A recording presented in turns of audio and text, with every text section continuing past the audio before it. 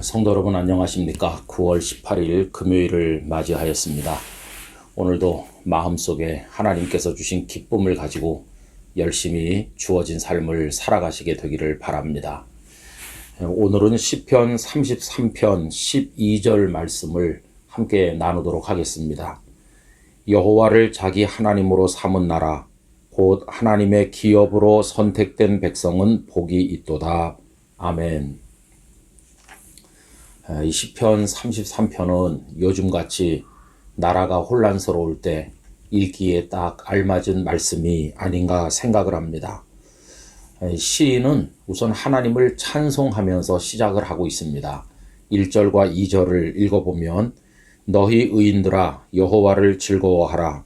찬송은 정직한 자들이 마땅히 할 바로다. 수금으로 여호와께 감사하고 10줄 비파로 찬송할지어다 라고 했습니다. 그럼 이 시인은 왜 하나님께 찬송을 드리고 감사하는 것일까요? 우선 크게 두 가지 얘기를 할 수가 있는데, 첫째는 하나님께서 세상 만물과 우리들의 창조주가 되시기 때문입니다. 6절 말씀을 읽어보면 여호와의 말씀으로 하늘이 지음이 되었으며 그 만상을 그의 입기운으로 이루었도다 라고 했습니다. 하나님께서 세상을 창조하셨다는 이 고백 속에는 우리 자신도 하나님께서 지으셨다는 게 포함되어 있는 것이죠. 여러분, 우리는 하나님으로부터 나왔습니다. 그래서 하나님께서는 우리들의 영원한 아버지가 되십니다. 그러니 하나님을 찬송하는 게 마땅한 것이죠. 그 다음에 두 번째로는 우리가 왜 하나님께 감사하고 찬송하는가라고 했을 때, 하나님께서는 말씀하시는 것이나 행하시는 모든 것이 바르고 옳기 때문입니다. 4절과 5절을 읽어보겠습니다.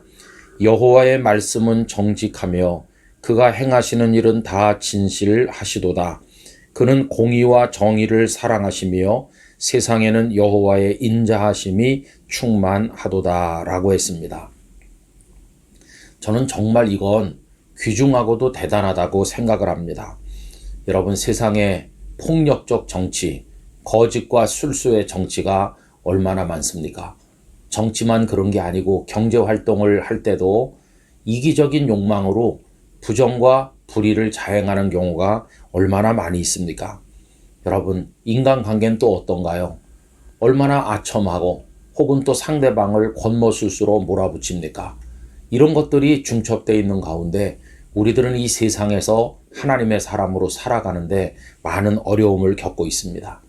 그런데 방금 전에 읽은 말씀에 보면 하나님께서는 말씀도 바르게 하시고 행위도 바르게 하십니다. 여호와의 말씀은 정직하며 그가 행하시는 일은 다 진실하시도다 라고 했어요. 또 뿐만 아니라 공의와 정의를 사랑하신다는 거예요. 그런데 여러분, 대개 공의, 정의를 시행하는 곳에는 살벌한 심판만 있기가 쉬운데, 하나님은 공의와 정의를 사랑하심과 동시에 인자하심도 충만하시다 이렇게 표현을 하고 있어요. 우리가 선거 때가 되면 좋은 대통령, 좋은 국회의원 뽑기 위해서 노력을 많이 하지 않습니까? 저는 이 말씀을 쭉 읽으면서 하나님은 이런 분이시니까 만약에 하나님께서 이 땅의 통치자가 되신다면, 이 땅의 왕이 되시고 대통령이 되시고 국회의원이시라면 하나님 말씀도 바르고 행위도 바르시니까 공의와 함께 인자를 행하시는 분이시니까 이 세상이 천국이 되지 않겠나. 그런 하나님이 우리의 통치자가 되신다면 이 땅이 얼마나 조화롭고 아름다운 세상이 되겠나, 이런 마음을 가져보게 되었습니다. 세상에는 정말 악한 것들이 너무나도 많죠. 그러나 하나님은 그런 것에 휘둘리시는 하나님이 아니십니다. 오늘 말씀 그 앞에 10절과 11절을 읽어보면 이래요.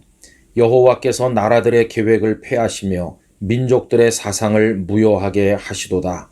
여호와의 계획은 영원히 서고 그의 생각은 대대에 이르리로다 라고 했어요. 여러분, 나라들의 계획이 어떻습니까? 강한 나라들끼리 동맹을 맺거나 혹은 가진 힘을 가지고 약소 국가들을 괴롭히고 또 강한 나라의 패권주의가 서로 부딪히면서 이 지구촌이 지금 얼마나 어렵습니까? 민족들의 사상, 온갖 이데올로기들, 그것들이 얼마나 많이 갈등을 불러일으키고 있습니까? 20세기는 냉전의 시대여서 자유민주주의와 공산주의가 충돌하면서 많은 전쟁들이 벌어졌는데 우리 6.25 전쟁이라든지 베트남 전쟁 같은 게 그 대표적인 게 아니겠습니까?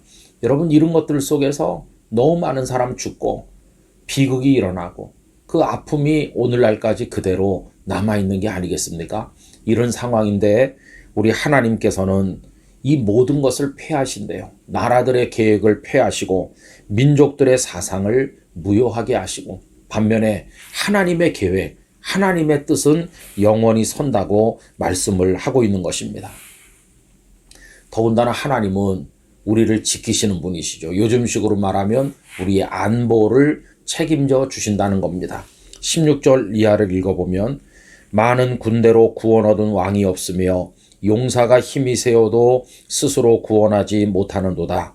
구원하는 데에 군마는 헛되며 군대가 많다 하여도 능히 구하지 못하는도다.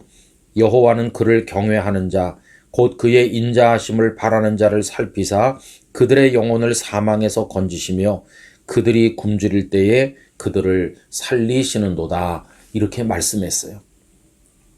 여러분, 하나님께서 대한민국의 국방부 장관이 되시고 군 통수권자가 되신다면 얼마나 든든할까요?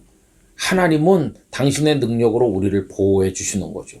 히스기야가 아수르 군대에 의해서 예루살렘에 포위당했을 때 하나님 앞에 의지했는데 하나님께서 적들의 손에서 예루살렘을 지키지 않으셨습니까?